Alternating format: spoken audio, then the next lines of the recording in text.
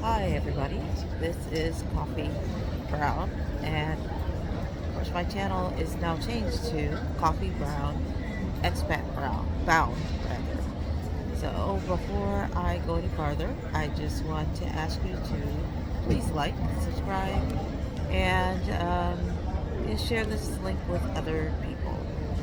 So I know it's been some time, and it's been some time. I uploaded something very quickly, and I talked about how I was making plans. And I don't know if you could see, but I have arrived in Paris. So, yes, I have been working 12-hour days nonstop, and then working an additional 2 to 3 hours in the after I finish in the evenings. So going till about 11 o'clock at night, and then getting up at 2 a.m. and doing my workouts, and then starting my day at 2 a.m. So I've been very tired. Um, so I'm just giving you an update that I really had no time, so I'm sorry about that. Had no time to give updates or anything. I just knew I was doing this trip.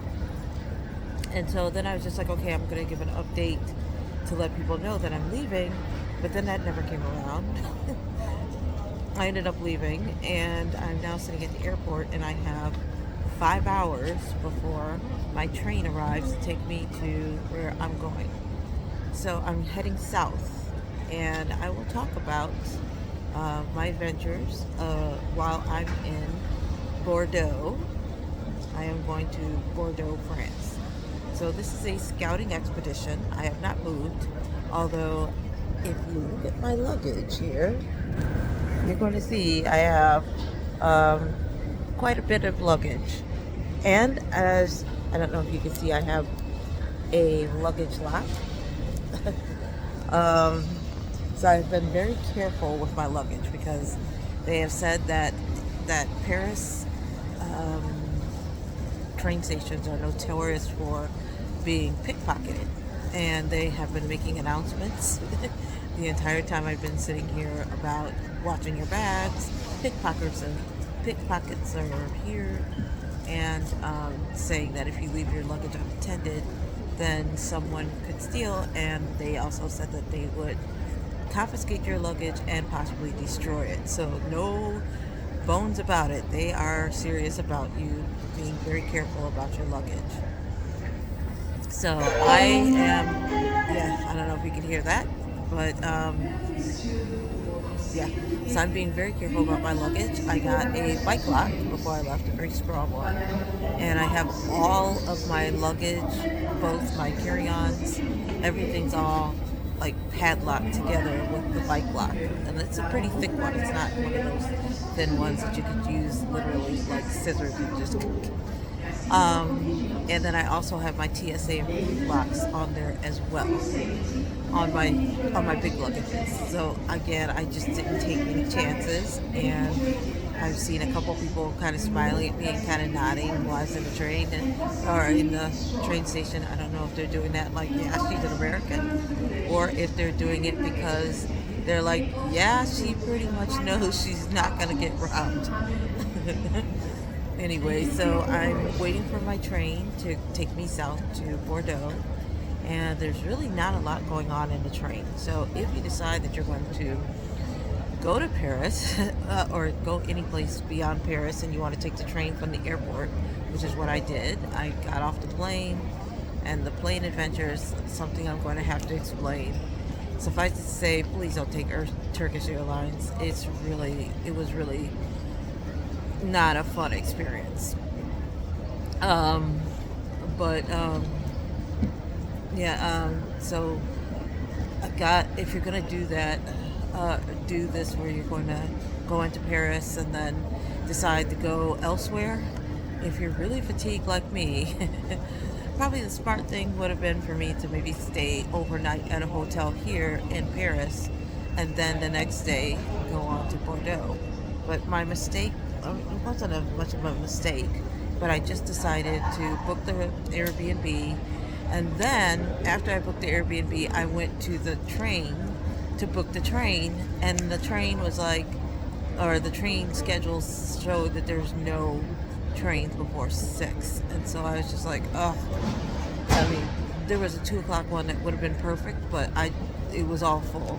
I, I got here at 12. I could have rested for a bit and then got on that 2 o'clock train and been in Bordeaux by like 6 o'clock in the evening latest. But now, I just couldn't get any trains like before 6 o'clock. Um, so if you're going to do that, maybe think about maybe just spending a night in Paris. There are some reasonably priced hotels in Paris.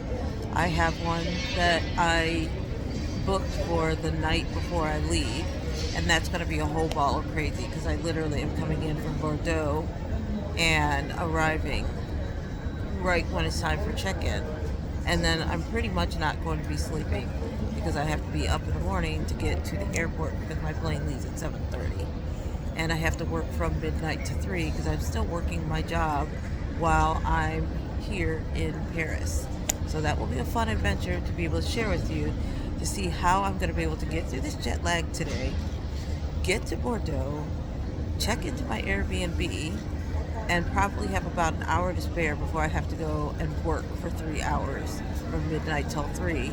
And then my sister is flying, or was already here. It was just a coincidence that she and her significant other were staying at a town an hour south of where I was. And so when I found out she was in France, we figured out that we were in the same area. She's made a plan to come up to see me in Bordeaux. She's been to Paris a few times. She speaks a little French. And so she's like, I'll see you on the 15th. And I'm thinking, I'm going to be so jet lagged and so tired. I just don't know how I'm going to do it. But she wants to go and look at some homes and like historical stuff. I will figure it out. So, that's pretty much it for now. I'm here in Paris, Paris for now, but going to Bordeaux. The plan is to scout out the Bordeaux, just kind of take a look around, see what the culture's like.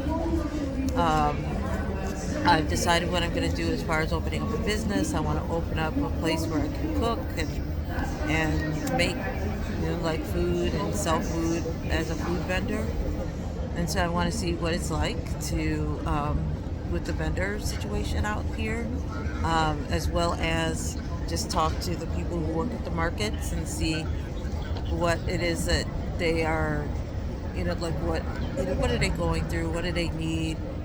Well, are they going to be gatekeepers, or they're just not going to share the information? Are they going to be really nice and they're just going to kind of open up and let me know? Those things are going to be very helpful for me. And then, last but not least, I don't know if you saw let me just try to show you again. There you go. I have 2 pieces of luggage, and they're both oversized. One has way too many clothes, but I decided I was going to have a new outfit each day, and I have outfits for like, I had to like zhuzh it up, so I got outfits for every day. And I had to bring my toiletries, and I had to bring my books on Bordeaux, and it made the first luggage very heavy. Second luggage is not as heavy, but I plan on buying some food that I'd like to cook with that's French, and bring it back, and then learn how to cook with it, because I feel at least that the way that they make food the way that they process food and how food is fresher and it's different here, I feel like it's going to make a difference in how the food, like how I make the food. I think it's going to affect the taste of food and things like that. So I'm going to buy some of that stuff and make sure it's packaged so that it doesn't get stopped at the border when I get back to the United States. And then over the next few months, I'm going to start cooking and just putting together my plan for that. Because I do still have the plan to get out of here, out of the United States by February 1st of 2026. So the same sister that I'm meeting up here in France is also going to be meeting up with me sometime in early November to help me clear out my house. Well, anything that's left that I can't sell, we're going to just bring it straight to Salvation Army, Goodwill, thrift stores, and just do it all in one big weekend. And I have a storage locker with all this fitness equipment from when I owned my fitness studio. And I'm going to take some fitness things with me in the hopes that one day I'll open up a fitness studio in this area in France. And the other stuff that I'm not going to sell, I'm just going to give to these people, and they're going to sell it, and they will sell it. Like, they will sell it. So, yeah, that's it. That's my plan. And one more thing. Gosh, I had something I was going to say. Yes, I'm so glad that I went to the gym, and just to kind of give everybody an update, I've lost, I believe, 28 pounds, and I'm so thankful that I did that, because I literally was struggling to get my seatbelts on and struggling to fit in the seat. So probably when I come back for good, I will upgrade myself to business class and have like a bigger seat, because I mean, like, the struggle was real, and I was just really glad that I had lost 28 pounds, because I don't think I would have fit into the airline seat otherwise. I would have had to have upgraded. So if you're in that situation where you're like, hey, you know, I'm a sturdy gal, I'm big boned, and you're thinking like you're wanting to come out and fly and whatnot, you know, now's the time to kind of get in the gym and start huffing and puffing and get that weight down so you can comfortably fit in the chair or in the airline seat, because it was a bit uncomfortable. I was lucky that the first leg out they blocked off middle seats, because they said that, oh, it's not as full, so we're not going to worry about it. The second one, which, and I'll go into a lot of detail, but when I talk about my experience with Turkish Airlines and why you should never, ever, ever, ever, ever, ever, ever, ever, ever fly Turkish Air. But I had paid for all of my tickets for the preferred seats, and I picked my seats very carefully. And they changed my seat, like right in front of me, like, and gave me a middle seat for the flight from Istanbul to Paris, and I'll have to explain what happened, but it was just a fight trying to get my seat back, because I was just like, oh no, I can't take a middle seat, it's just not going to happen. And they're like, you can get a refund, and I was like, nope, it's just not going to happen. I'm going to go and assume the seat that I paid for, and y'all can figure this out. And that's what I did. So and then when I did, it was still a struggle, but there's nobody in the middle seat for that one either, and it was an exit row that I paid for. So it was going to be nice. It was going to work out for me either way. I don't know how it's going to be coming back, but I have booked my seats going back, and it's a similar kind of situation with the seats that I booked. So we will hope, and maybe I will have lost a little bit more weight, so it won't be so stressful. All right. Well, that is it for today. I am going to continue to sit here waiting for my train to Bordeaux, France. And I would like to say au revoir to everyone. Please continue to work on yourselves, work on your plans, and know that it can happen if you do the work and you make the plans. It will work out for you. All right, so again, please like, please subscribe, and hit the notification bell so that every time I do an update, you get an update as well. And I will be updating at some point soon, because I have to talk about that Turkish Airlines experience. And I have some wonderful tours and things that I have planned for my trip in Bordeaux. All right, everybody.